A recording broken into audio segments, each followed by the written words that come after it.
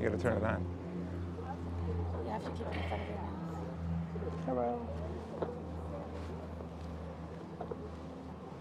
Baruch haba b'shem Adonai. Blessed be you who come together to be joined in matrimony on this beautiful day. We begin this ceremony, as all other happy occasions, with the Shehechianu. Shehechianu gives thanks for all the blessings that occur every day that allow life to continue. Usually we don't think about them, but on this supremely important occasion, we rejoice that this morning about 100 trillion cells knew what to do so that they could function together in order to allow us to perceive beautiful sights, hear wonderful music, be with one another, and fall in love. If all of these miracles happened just for a day, it would be beyond our ability to comprehend or appreciate.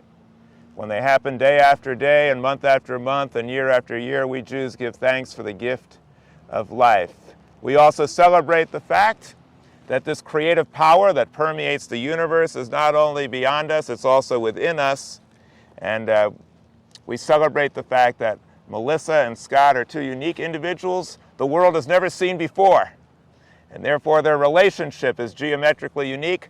Nobody can predict what will happen in their future or where they will go, but I make this bold prediction. I predict that if they take all the love and joy they experienced when they first met and allow that to continue to grow stronger and stronger each day, they will never become unhinged. They will always have great love for one another, and they will bring joy to their parents and family.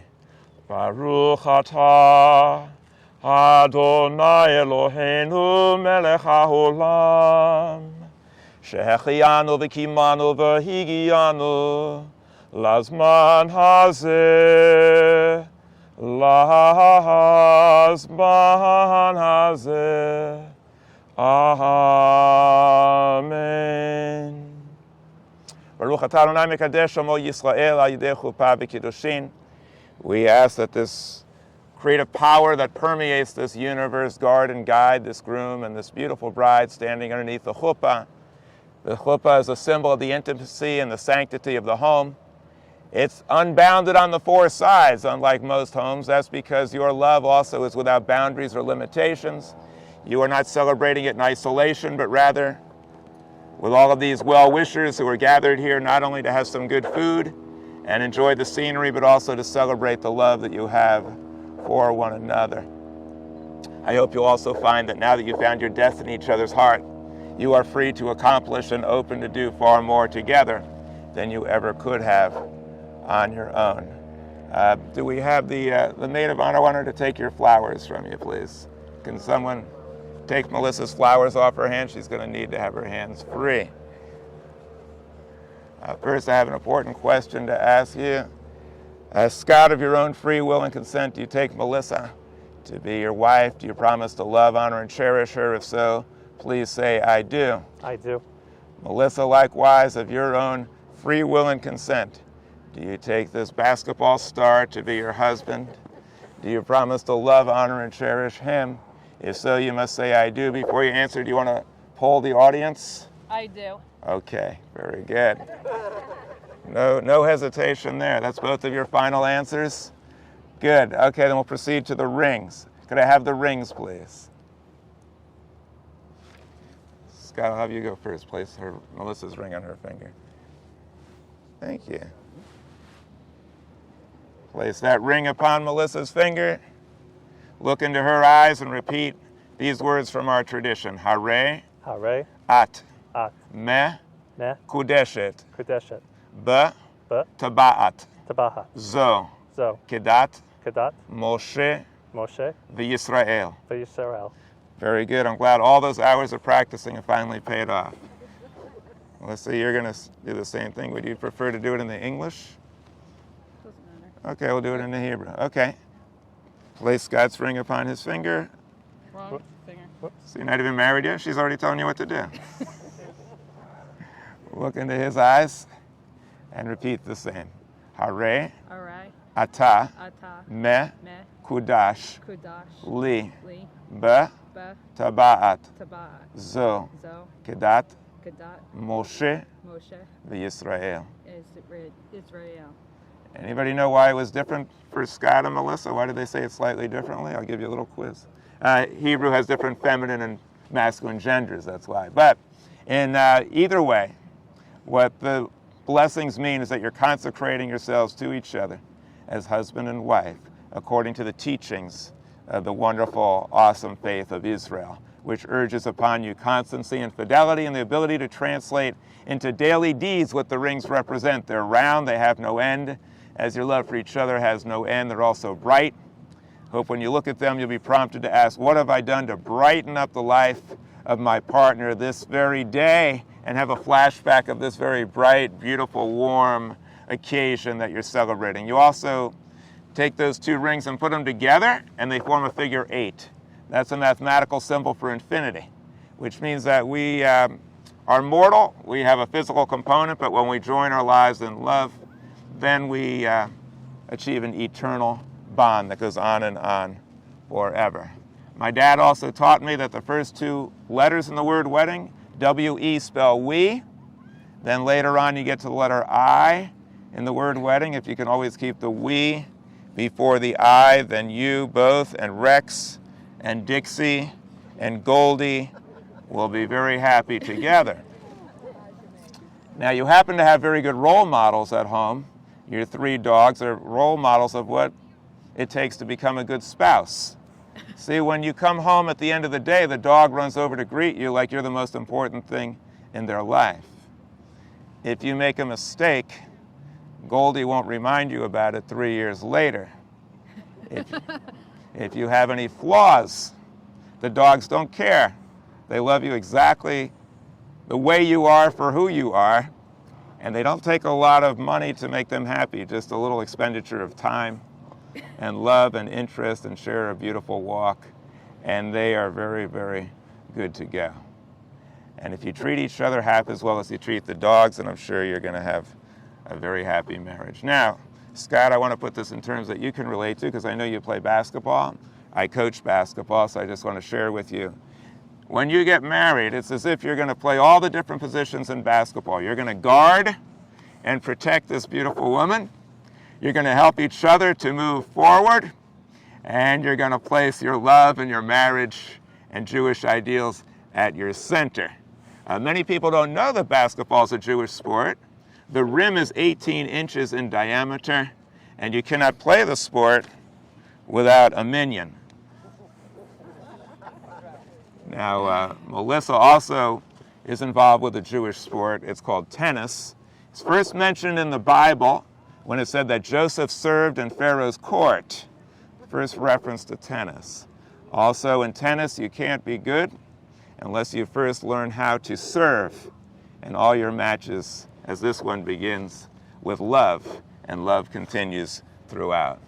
And now that you've undergone this ceremony, I am happy with the power vested in me to declare this marriage valid and binding before God, before this assemblage, before these excellent photographers and videographers, before ideal I-dos who are always available for beach weddings, and before all mankind. But before you get to kiss your bride, I can tell you're getting anxious.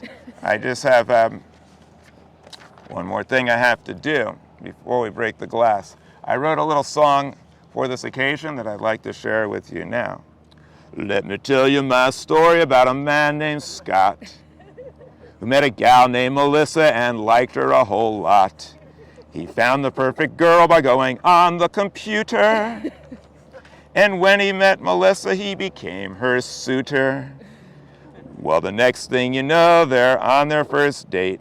Scott was so excited he didn't show up late. And Melissa was enchanted by this entrepreneur from Under Armour, who was Melissa's gallant beau and a real charmer. Well, Scott adores Melissa, who he loves and respects, and he also loves Goldie, Dixie, and Rex. Scott and Melissa share a love that is divine. that is not confined to humans but extends to the canine.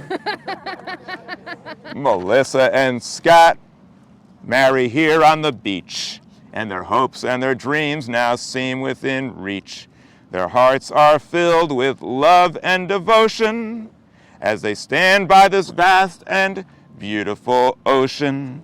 Well, now it's time to say good luck to our groom and bride. We know that they'll be happy with each other by their side. They are surrounded by friends and family who wish them a hearty Mazal Tov and wish them all the best and give them all their love. Y'all come back now, you hear? Yay. Thank you. Now, we have the drinking of the wine. We have some wine down here. The ceremony is not complete without drinking the wine. The wine is a symbol of sweetness. Thank you. The sweetness of family affection. I hope all the joy and love you've received individually will be joined and combined together in your future as you drink from the same cup. Go right ahead and give her a little of that wine, and then you take a sip.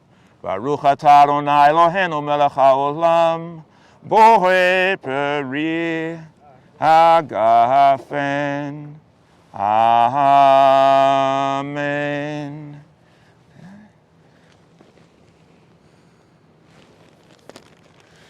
Now we have another symbol, the breaking of the glass, which on the beach we do on the Frisbee, because the Frisbee offers a hard surface. The Frisbee also teaches us something very important about the Almighty. The Frisbee is held aloft by an invisible force. It's called air. Without it, we couldn't live, but it's invisible. And marriages, people, the Jewish people, we're also kept aloft by this invisible force that we call love. You're going to break the glass in order to dramatize the destruction of the temple a couple of thousand years ago. You might wonder why on a happy occasion we recall that tragic episode in history. We do this to remember something important about love and faith. The Romans, like the Babylonians, Assyrians, Egyptians, Nazis, and others, believed in the same thing, the love of power. We Jews believe in the power of love. If you want to see which is more transcendent and enduring, those civilizations I mentioned are all disappeared off the face of the earth. You can't find them except in a history book. The Jewish people were alive and well, continuing to make the world a better place and celebrating Jewish ideals as a light unto the nations. We also break the glass to remember any relationship is fragile like glass, endangered by impetuous action, so we dramatize the impetuosity. We'll know that you're going to be able to avoid in the future. Finally, both of you enjoy travel. I will tell you that the greatest journey you could ever take is the journey between where you are today and where you could be tomorrow if you use your full potential. Each of you will take each other on that journey, and you'll also discover another great journey, not to see new landscapes, but to see the same landscapes with new eyes. You now see everything anew through the eyes of love. We also break the glass to remember that this might be the last chance you're going to get to put your foot down. So we hope you'll give it your best shot. Before you do, pose and give a good pose for the photographer and videographer. When they say to break the glass, then do that, because if you can learn to follow instructions now, then you'll be a very happily married man.